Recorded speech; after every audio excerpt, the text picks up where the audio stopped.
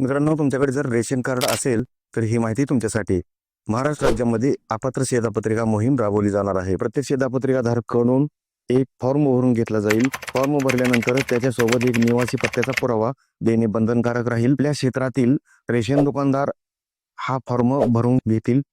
आपल्या क्षेत्रातील राशन दुकानदार किंवा पुरवठा अधिकारी हा फॉर्म भरून घेतील. त्यानंतर सदरील माहिती ही आपल्या तहसीलला जमा केली जाईल आणि त्यामध्ये छाननी केली जाईल. छाननीमध्ये 2 गट असतील, एक अ गट आणि एक ब गट. ज्यांनी योग्य कागदपत्रे सादर केलेली असतील त्यांचा अर्ज अ गटामध्ये येईल आणि ज्यांचा अर्ज अपूर्ण असेल किंवा चुकीची कागदपत्रे दिलेली असतील किंवा अपात्र होतील ते ब गटामध्ये वर्गीकरण होतील. जे लाभार्थी अपात्र ठरतील त्यांना 15 दिवसाची नोटीस दिली जाईल. 15 दिवसाच्या आत उत्तर न दिल्यास आणखीन 15 दिवसाचा कालावधी वाढवून दिला जाईल आणि त्या 15 दिवसात ही उत्तर न दिल्यास तुमची रेशन कार्ड बंद केले जाणार आहे. कोण कोण अपात्र होणार?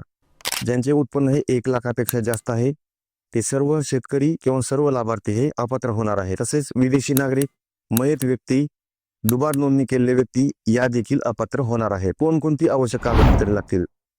आधार कार्ड किंवा बँकेचे पासबुक, वीज बिल किंवा भाडेपट्टा, मतदान कार्ड किंवा ड्रायव्हिंग लायसन हे त्या फॉर्म सोबत जोडून देणे आवश्यक राहील. मित्रांनो, माहिती कामाची वाटली तर आम्हाला नक्की फॉलो करा. असेच महत्त्वपूर्ण व्हिडिओ आम्ही तुमच्यासाठी घेऊन येत असतो.